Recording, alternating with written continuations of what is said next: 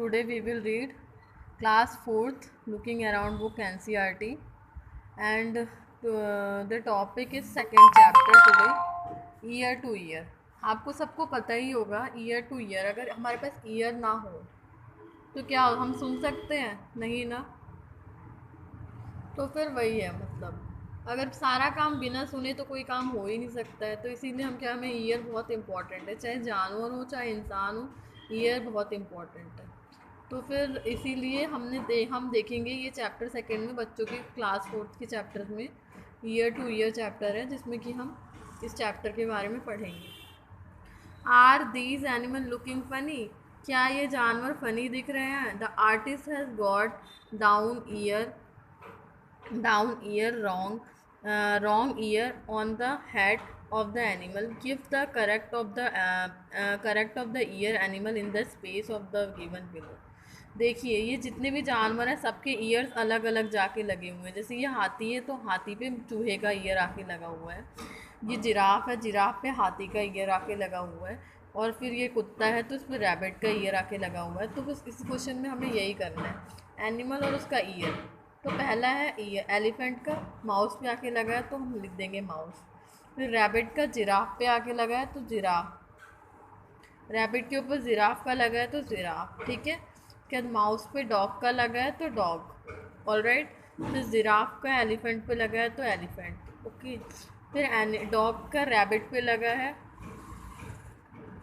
Dog पे rabbit का लगा है, ठीक है। तो फिर डॉग का रैबिट हो जाएगा। बफेलो पे डियर का लगा है तो बफेलो का डियर पे हो जाएगा। और उसके बाद डियर का बफेलो, डियर पे बफेलो का लगा है तो डियर का बफेलो हो जाएगा। इसी तरह बच्चे फिलिंग द ब्लैंक्स को फिल कर लेंगे इस पिक्चर को देख के कि किसका ईयर किस पे लगा हुआ है। ईयर बहुत इंपॉर्टेंट होता है। कुछ एनिमल्स में हमें ईयर दिखता है और कुछ एनिमल्स में हमें ईयर नहीं दिखता है, बट होता सब में है।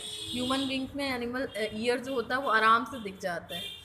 ह्यूमन बींग्स में ईयर जो होता है आराम से दिखता है। प्लस जितने भी गाय हो गया, डॉग हो गई, बिल्ली हो गई, कैट हो गई, बफेलो हो गया, काऊ हो गया, जिराफ हो गया, हम सारे एनिमल्स को तो काउंट कर नहीं सकते। मतलब हमें जितना पता है उनके बारे में उनके ईयर्स दिखते हैं, हमें तो ईयर्स दिखते हैं।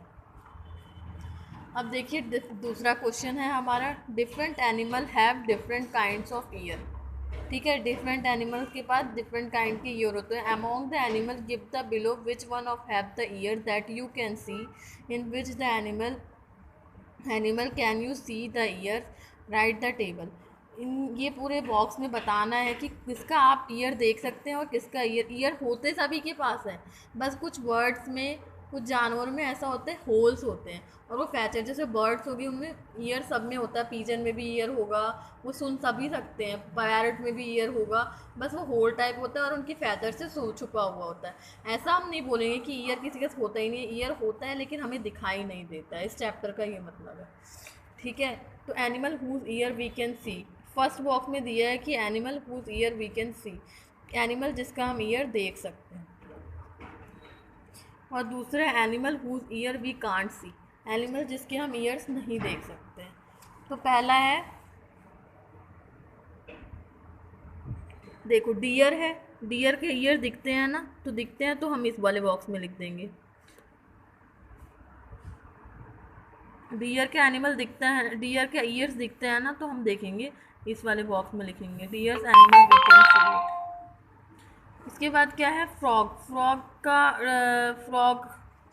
उसके बाद क्या है, टाइगर, टाइगर का ईयर हमें दिखता है ना, तो हम टाइगर का दिखता है तो हम टाइगर इसमें लिखेंगे।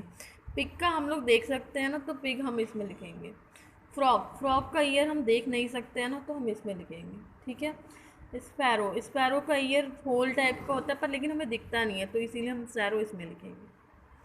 फिर उसके बाद डक है, डक का ईयर हम लोग को दिखता नहीं है ना, तो डक हम इसमें लिखेंगे।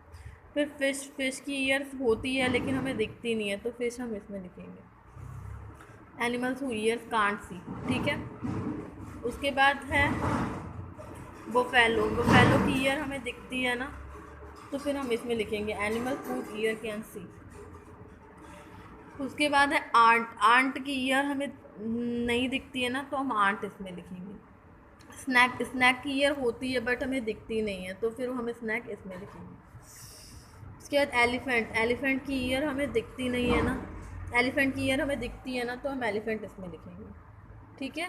उसके बाद क्रो, क्रो की हमें नहीं दिखती है तो हम क्रो इसमें लिखेंगे। लिजार्ड, लिजार्ड की हमें नहीं दिखती है, होती है हेड की तरफ होती है लेकिन हमें दिखती नहीं है तो हम लिजार्ड इसमें लिखेंगे। कैट, कैट की हमें दिखती है तो कैट इस बॉक्स में लिख देंगे। इसी तरह बच्चे पूरी एक्टिविटी को कंप्लीट कर देंगे इजीली। अब देखिए दूसरा दिया हुआ है, do you think the animal whose ear we can not see the really do not have ear? क्या आप सोचते हैं जिन एनिमल्स के हमें ईयर्स दिखते नहीं हैं उनके पास सही में ईयर नहीं होते?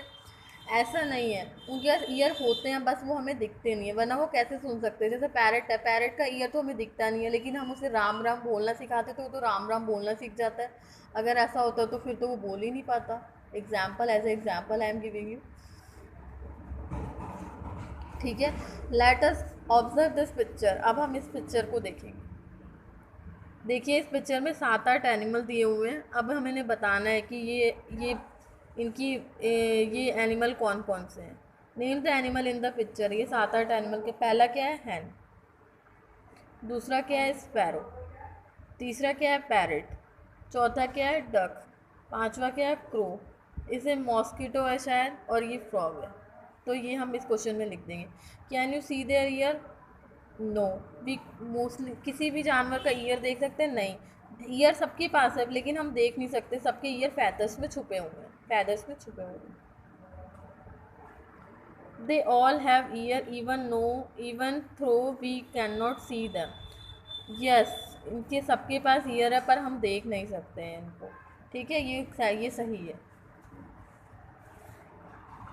अब